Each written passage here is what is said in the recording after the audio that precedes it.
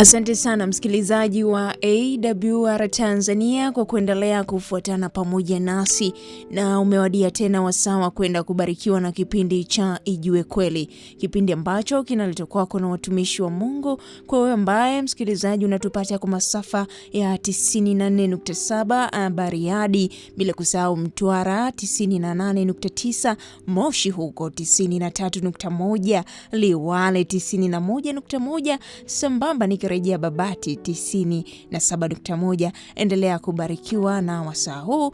Basi mwalike ndugu, jamaa, marafiki ili tuweze kupata mibaraka hii kwa pamoja popote ulipo, na Bwana azidi kuwa pamoja nawe. Ninayekukaribisha katika wasaa wa kipindi hiki mimi ni Lea Thomas. Endelea kubarikiwa popote ulipo, na Bwana akazidi kuwa pamoja nawe unapoendelea kubarikiwa na neno hili. Karibuni sana watumishi wa Mungu. Ndugu msikilizaji wa AWR, ni kukaribisha tena katika somo letu la siku ya leo katika kipindi hiki cha Ijue Kweli. Vipindi hivi vinaratibiwa na wainjilisti wa vitabu kanda ya Kinondoni hapa Dar es Salaam, ndio wadhamini wetu wa kipindi hiki, na kinawasilishwa kwenu na mwinjilisti wa vitabu Michael Joseph Daho. Hivyo niwakaribisha katika kipindi hiki cha Ijue Kweli, na leo tutakuwa na somo zuri ambalo linaonyesha utawala wa ulimwengu ujao. Basi tuombe kabla tujaendelea na somo la leo. Baba yetu wa mbinguni, tunakushukuru sana kwa kutupatia wasaa huu tena kwa namna ya pekee. Umekuja tena kutuonyesha ukweli wako kupitia neno lako takatifu. Hivyo tunakusii mimi mzungumzaji pamoja na wasikilizaji, Roho wako Mtakatifu akapate nafasi ndani ya mioyo yetu, ili tutende na kusikiliza na kunena sawa sana mapenzi yako. Kwa jina la Yesu Kristo naomba na kuamini. Amen. Mpenzi msikilizaji wa AWR, somo letu la leo linasema utawala wa ulimwengu ujao. Kwa kweli mambo yajayo ni mambo ya siri. Ni nani awezaye kuyajua? Ni nani awezaye kuyafahamu? Na kama ni ya siri, kwa nini yafunuliwe kwetu wanadamu tusiyoyajua mambo yajayo? Bila shaka neno la Mungu litatueleza vema siku hii ya leo, ili hatimaye kama kuna sehemu ya kufanya kama wanadamu, basi tufanye hivyo kwa ajili ya wokovu wa maisha yetu. Katika kitabu cha Isaya sura ya 46 mstari wa 9 na wa 10, neno la Mungu linasema, kumbukeni mambo ya zamani za kale. Kumbukeni mambo ya zamani za kale, maana mimi ni Mungu wala hapana mwingine. Mimi ni Mungu wala hapana aliye kama mimi. Mstari wa 10, neno la Mungu linasema, nitangazaye mwisho tangu mwanzo, na tangu zamani za kale mambo yasiyotendeka bado. Nikisema shauri langu litasimama, nami nitatenda mapenzi yangu yote. Huyu ni Mungu aliyejitambulisha kwetu kupitia nabii Isaya, ambaye anasema ni nani awezaye? Ni nani awezaye kuzungumza habari ambayo hayajatokea bado? Anasema yeye tu ndiyo anaweza kutangaza mwisho wa mambo yote tangu mwanzo. Yaani kabla mambo hayajatokea, yeye anayatangaza, na tangu zamani za kale mambo yasiyotendeka bado. Kwa hiyo hata mambo mengi ambayo yanaendelea katika ulimwengu huu wa leo yamekwisha kutabiriwa na aliwekwa wazi bayana katika neno la Mungu, isipokuwa tu wanadamu kwa kuchagua kwao hawakuamua kulitenda au kulitii neno la Mungu. Lakini maandiko yanasema Mungu akisema shauri lake litasimama, naye atatenda mapenzi yake yote. Kwa hiyo akiamua kutenda jambo fulani, Mungu muumbaji, Mungu mwenyezi, ni lazima litatimia. Hakuna atakayeweza kuzuia. Lakini katika sura ya pili ya Daniel, ukisoma sura ya pili ya Daniel mstari wa 19, anasema, ndipo Daniel alipofunuliwa siri hiyo katika njozi ya usiku. Basi Daniel akamuhimidi Mungu wa mbinguni. Bwana Yesu asifiwe sana. Ukisoma sura ya pili ya kitabu cha Daniel, utakutana na kisa cha namna ambavyo mfalme Nebukadneza ameoteshwa ndoto, na kwa bahati nzuri au mbaya, ndoto ile ilisahaulika kwake, na alitamani sana kujua ni aina gani ya ndoto aliota na maana yake ilikuwa ni nini. Hakuwezekana kupatikana mwanadamu awaye yeyote anayeweza kufasiri au kueleza maana ya ndoto hiyo.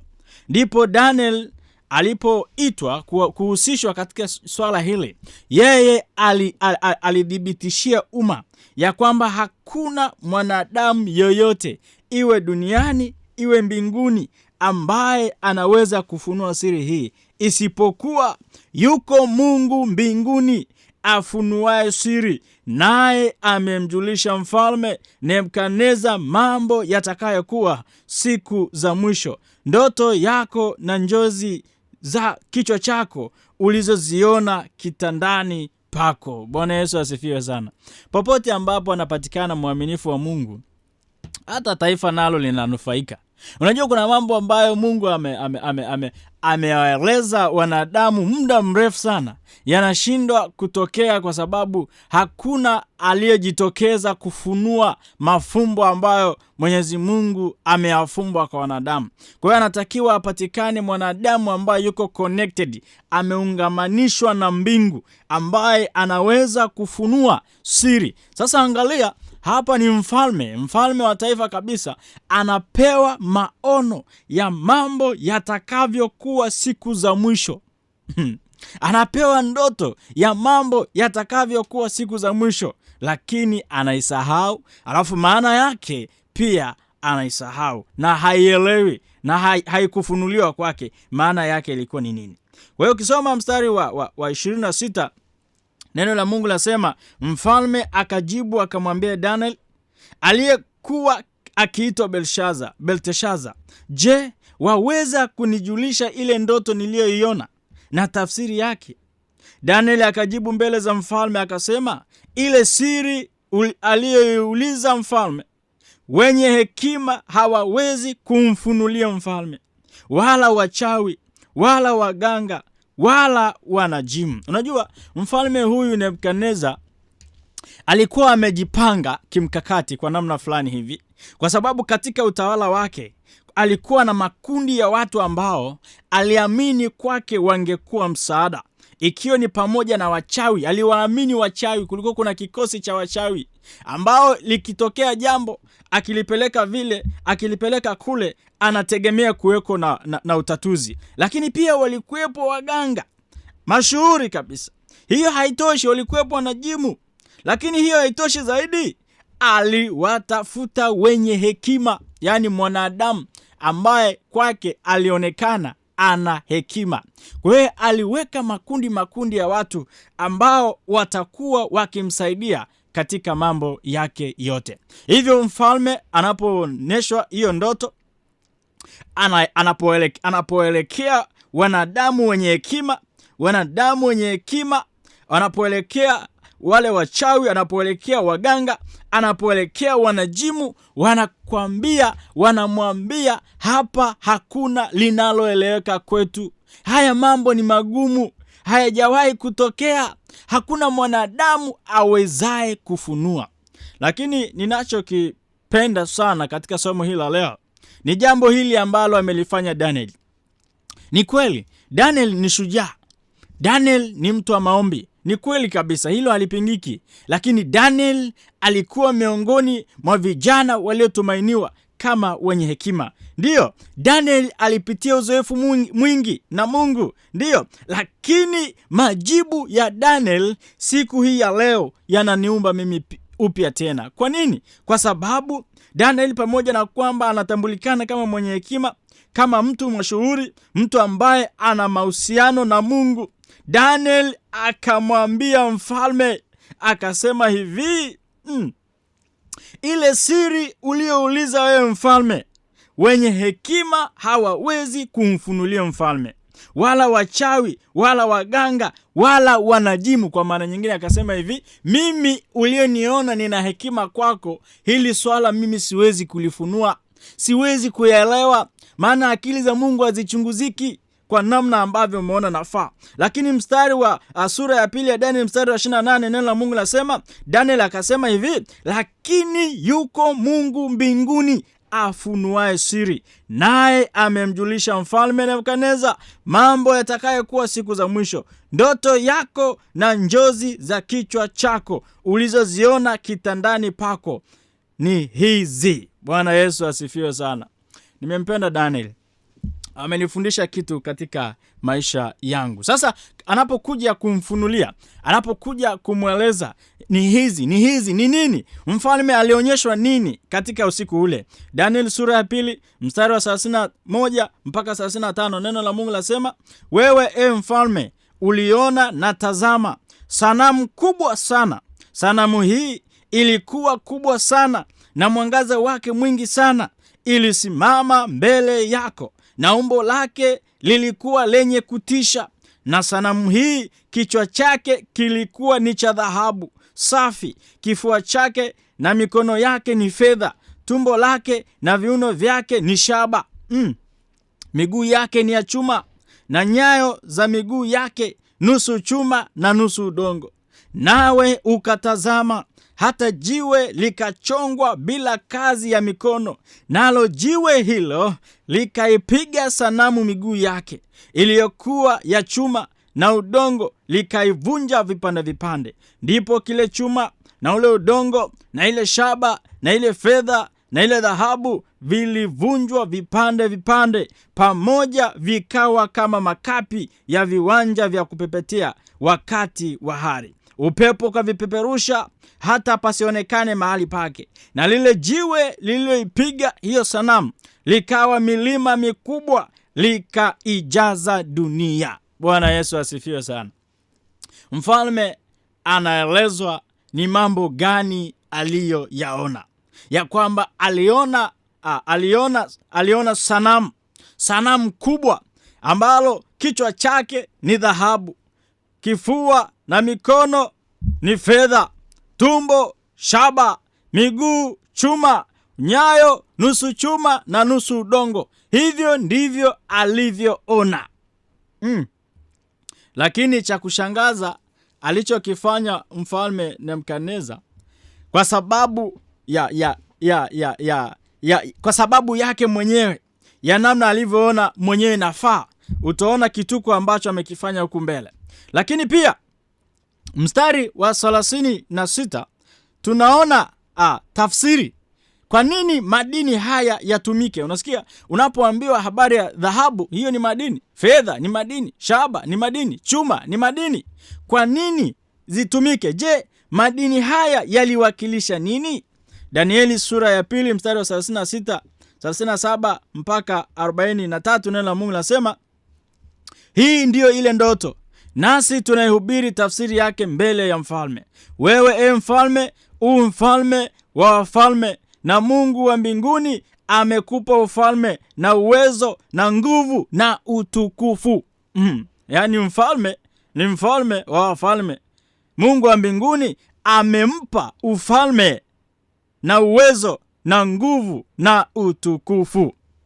Mstari wa 38, neno la Mungu nasema, na kila mahali wakaapo wanadamu, wanyama wa kondeni na ndege wa angani amewatia mkononi mwako, nawe amekumilikisha juu ya hao wote, wewe ukichwa kile cha dhahabu. Kwa hiyo mfalme anatafsiriwa maana yale madini aliyoyaona, anaonyeshwa jinsi ambavyo ni utawala wake, utawala wa Babeli, ambapo unawakilishwa na madini. Anasema kwa wakati huo, nafasi hiyo ya kichwa dhahabu ndio ufalme ambao utatangulia kuongoza madarakani. Utaongoza, utatawala, kila kitu kitakuwa chini yake. Lakini anaendelea kusema kwamba 39, na baada ya zamani zako utainuka ufalme mwingine mdogo kuliko wewe, na ufalme mwingine wa tatu wa shaba utakaoitawala dunia yote, na ufalme wa 4 utakuwa na nguvu mfano wa chuma, kwa maana chuma huvunja vitu vyote na kuvishinda, na kwa chuma kisetavyo na kama chuma kisetavyo vitu hivi vyote, ndivyo utakavyovunja na kuseta. Na kama vile ulivyoziona nyayo za miguu na vidole vyake kuwa nusu udongo, nusu mfinyanzi na nusu chuma, ufalme ule utakuwa ufalme uliogawanyika, lakini ndani yake zitakuwako nguvu za chuma, kama vile ulivyoona kile chuma kimechanganyika na udongo wa matope. Na kama vidole vya zile nyayo vilivyokuwa nusu chuma na nusu udongo, kadhalika ufalme ule utakuwa nusu yake una nguvu na nusu yake umevunjika. Na kama vile ulivyokiona kile chuma kimechanganyika na udongo wa matope, watajichanganya nafsi zao kwa mbegu za wanadamu, lakini hawatashikamana, kama vile chuma kisivyoshikamana na udongo. Kwa hiyo Mfalme Nebukadneza anaonyeshwa kipindi chake cha utawala, kwamba utawala wako unawakilishwa na dhahabu. Na Babeli ilitawala kuanzia mwaka wa 606 BC mpaka mwaka wa 539. Walitumia dhahabu. Dhahabu hiyo katika matumizi yake, moja ya matumizi aliyoifanya, ukisoma kitabu cha Danieli sura ya 2, ni hiki: alitengeneza sanamu ambayo ameitengeneza kwa dhahabu tangu kichwa hata unyayo. Na alivyotengeneza sanamu hiyo, aliwaamuru watu wote katika Babeli waiabudu sanamu. Wakati Mungu ndoto aliyemuonyesha kichwa tu ndio dhahabu, lakini mabega, tumbo, miguu na nyayo ni vitu vingine tofauti. Lakini mfalme huyu kwa kiburi akatengeneza sanamu ya dhahabu. Tafsiri yake ni nini? Tafsiri yake ni kwamba yeye anatamani, anania, anataka kutawala milele zote. Yeye anatamani kutawala milele zote, wakati Mungu amemwonyesha ya kwamba utawala wako wewe una mwisho, na baada ya wewe utakuja mwingine na wenyewe utakuwa na mwisho. Kwa hiyo huyu akaonyesha tendo la kiburi. Rafiki yangu msikilizaji wa AWR, hapa ndio pale ambapo Shadrach, Meshach na Abednego walipoingizwa katika tanuru liwakalo moto. Swala la ibada ni swala ambalo si la mchezo, si swala dogo. Hili ni pambano kubwa. Jaribu kufikiri Babeli nzima, watu wanasujudia dhahabu, sanamu ya dhahabu, lakini wanasalia vijana watatu. Wanasema pamoja na hao wote kusujudia dhahabu hii, sanamu hii, sisi kamwe hatuwezi kuisujudia. Iwe Mungu wetu atuokoe, asituokoe, Mungu wetu atabaki kuwa wa kusujudiwa. Amen. Huyu ni Mungu mwenye upendo, ambaye anaonyesha mambo ambayo hayajatokea bado, na ni lazima yatokee kama ilivyokuwa. Na utawala wa Babeli ni mfano mzuri kabisa. Ni mfano mzuri ambao tunauona siku hii ya leo, ya kwamba wenyewe pamoja na kwamba umejifanya kutawala milele zote, kwa ishara ya kutengeneza sanamu kwa dhahabu, kichwa hata unyayo, na kuifanya watu waiabudu, watu waitumikie. Lakini muda wa Bwana ulipofika, hakuna aliyeweza kuzuia. Utawala huu wa Babeli uliishia mwaka wa 539 BC, nao ukapewa Wamedi na Wajemi, pale ambapo mkono uliandika ukutani: Mene, Mene, Tekeli na Peresi, ufalme wako umepimwa, umeonekana umepungua, na wamepewa Wamedi na Wajemi, kwa sababu ya kutumia vyombo vitakatifu vya Bwana katika kunywea mvinyo katika karamu. Kufuru ya namna hii. Kwa hiyo ufalme wa Wamedi na Wajemi unaowakilishwa na fedha, madini aina ya fedha yalitumika sana katika kipindi hichi cha utawala wao, ambapo wao walitawala kuanzia mwaka wa 538 mpaka 331 BC. Hii miaka unaona inatoka juu inakuja chini, ndivyo ilivyokuwa katika mahesabu yao. Kwa hiyo ufalme huu unaowakilishwa na fedha wa Wamedi na Wajemi nao ulifikia mwisho, si kwa sababu nyingine yoyote isipokuwa ni kwa sababu Mungu amepangilia ratiba ya namna ambavyo utawala utakuwepo katika ulimwengu huu, lakini na ulimwengu ujao. Tulijifunza katika vipindi vilivyotangulia kwamba anayeweka mamlaka, anayeweka ufalme, anayewapa watu madaraka ni Mungu mwenyewe. Hivyo akisema no, baada ya siku 2 ni no. Hivyo akiruhusu utawala kwa mwaka mmoja, utatawala kwa mwaka mmoja. Kwa hiyo hata wewe ambao unanisikiliza, hicho kiti ulicho nacho ni cha muda tu. Hiyo ndio siri ya maisha ya mwanadamu. Hivyo usione kana kwamba umefika pale ambapo inatokea la kutokea, unaona kama ni dharura. Ndiyo, maandiko yanasema haya mambo ni ya muda, kwa sababu ni kupokezana kijiti. Kwa hiyo ufalme huu uliowakilishwa na madini ya fedha wa Medi na Wajemi, na wenyewe ulifikia mwisho ulipokonywa na Alexander Mkuu, huyu ambaye alikuwa ni mjeshi moja mzuri sana katika ufalme ule uliowakilishwa na shaba, yani Uyunani, Alexander the Great.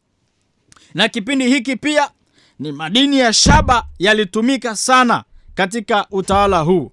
Kwa hiyo hivyo ndivyo ilivyokuwa ufalme. Hata ufalme unafika kipindi, unafikia mwisho, unachukuliwa na utawala mwingine. Na baada ya Alexander Mkuu unakuja ufalme ambao unawakilishwa na chuma, madini ya chuma, ambao unawakilisha Rumi. Mwaka wa 168 BC mpaka mwaka wa 476 AD ni kipindi ambapo Yesu amezaliwa. Yesu Kristo amezaliwa katika kipindi cha utawala wa dola hii ya Kirumi. Hichi ndio kipindi ambapo madini waliokuwa wanayatumia ni chuma. Anasema madini ya chuma yalitumika, mfano misumari, mijeledi. Utawala huu ulikuwa imara kama chuma, hadi sasa haujaondoka madarakani. Upo japo imegawanyika, nguvu imepungua, huku nusu chuma, huku nusu udongo. Mpendwa msikilizaji wa AWR, hata ukikumbuka namna ambavyo Yesu Kristo amekufa pale msalabani, hata wanajeshi waliohusika ni wa Kirumi. Mijeledi ile aliyekuwa anapigwa inaonekana kana kwamba ni ngozi, lakini mwishoni kulikuwa kuna kachuma, ambapo kizungushwa katika mwili wa Bwana wetu Yesu Kristo, ukivutwa mwili unachanwa. Chuma vilitumika katika kipindi hiki. Lakini baada ya Rumi, kuanzia mwaka wa 476 AD mpaka leo ni Ulaya iliyogawanyika chini ya Rumi. Ndio maana unasikia nusu chuma, nusu udongo. Kwa hiyo hii chuma bado iko madarakani, japo nguvu imepungua kwa sababu ya nusu chuma na nusu udongo. Ndio maana sasa unachokiona, wanafanya sana mikutano ya amani, lakini hawatashikamana milele.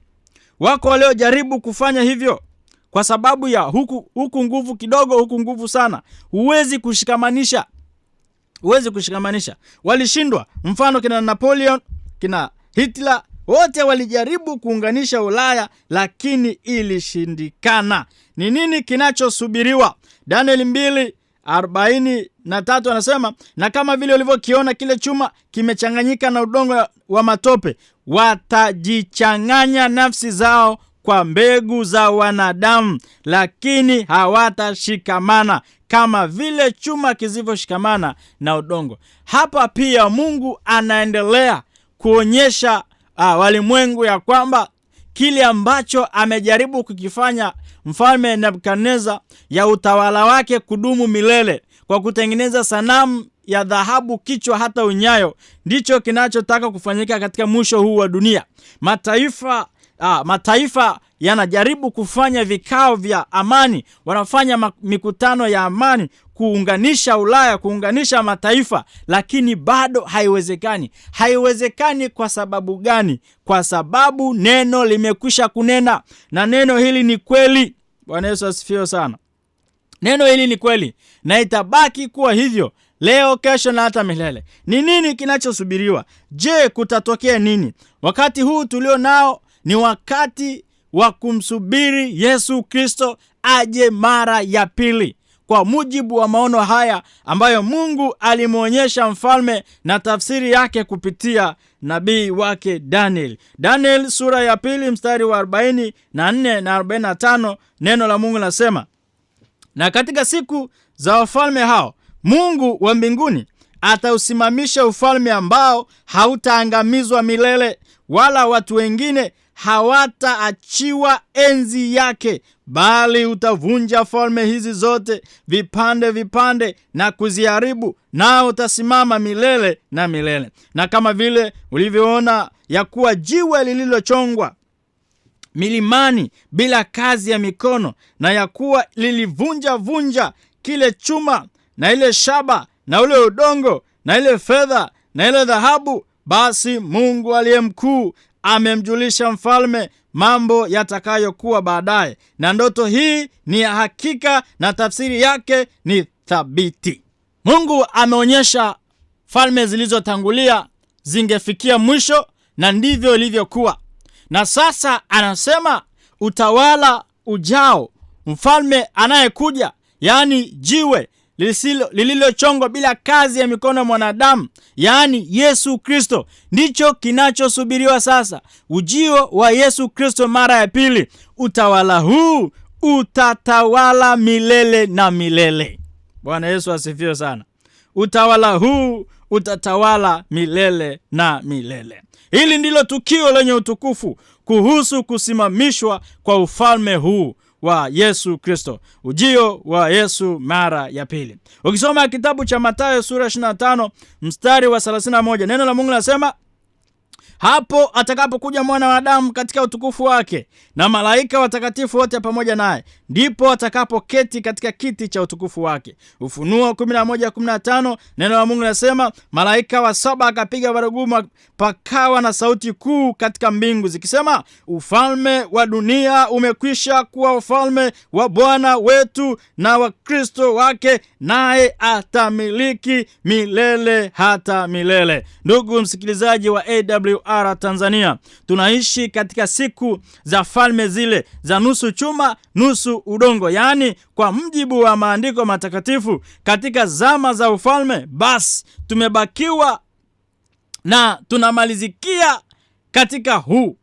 Baada ya huu tulionao sasa ni ufalme usio na mwisho, bali ni ufalme wa milele. Maandiko yanasema, na katika siku zile wafalme hao Mungu wa mbinguni atasimamisha ufalme ambao hautaangamizwa milele, wala watu wengine hawataachiwa enzi yake, bali utavunja falme zote vipande vipande na kuziharibu, nao utasimama milele na milele. Rafiki yangu msikilizaji wa AWR Tanzania, salimisha maisha yako kwa Yesu Kristo, ambaye ufalme wake hautatikisika bali utadumu milele. Ni ufalme pekee ambao haujawekewa mpaka kwamba utaishia kipindi fulani, isipokuwa ni milele na milele. Na hii ndiyo hukumu ya kuwa nuru imekuja ulimwenguni, na watu wakapenda giza kuliko nuru, kwa maana matendo yao yalikuwa maovu. Amwaminie mwana yuna uzima wa milele,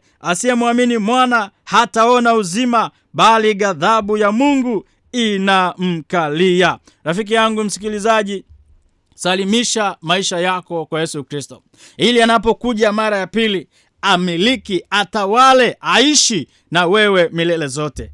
Na hapo enda kuomba, popote pale ulipo, endelea kumimina moyo wako kwa Bwana. Mwambie Bwana, tunatambua tuko mwisho wa ulimwengu. Kila dalili inaonyesha, tunaona mataifa wanapofanya mikutano kupatana wao kwa wao. Bwana, haiwezekani, kumbe tulikuwa hatujui, na kilichosalia ni ufalme huu wa Yesu Kristo kutawala milele. naomba Yesu niwe miongoni mwa wale ambao watatawala pamoja nawe. Ikiwa ni ombi lako, funga macho popote ulipo tuweze kuomba. Baba, katika jina la Yesu Kristo, asante kwa sababu neno lako ni kweli. Ulisema Babeli itatawala lakini itafikia mwisho. Ulisema Uyunani itatawala lakini utafika mwisho. Ulisema Wamedi na Wajemi itatawala lakini utafika mwisho. Ulisema Rumi itatawala nayo itafika mwisho. Lakini ukasema utawala ujao, yani Yesu Kristo, atatawala milele zote. Bwana, nasi tunatamani kurithi huo uzima wa milele.